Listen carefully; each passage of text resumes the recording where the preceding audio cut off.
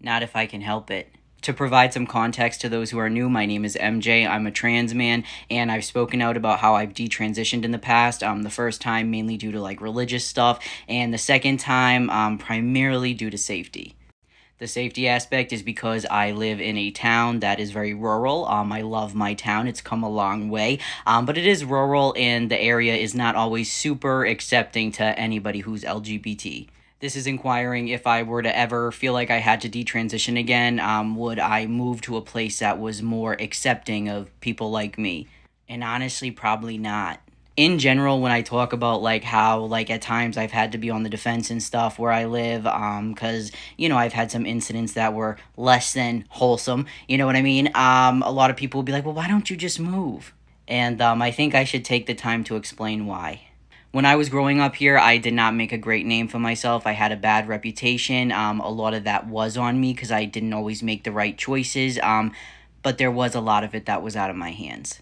And by out of my hands, I'm referring to the fact that when I came out as gay, pretty young, I believe I was in middle school, the bullying just became relentless to the point where, I was getting death threats. My family would get, like, graphic death threats about me. I started to hate where I was from. Just thinking of my hometown filled me with rage. I hated it. I even got kicked out because I wrote a hit list. Not that I had any intentions of following through, but I wrote this because I was so enraged by like all these people who had just like harassed me constantly that like I couldn't stand it here.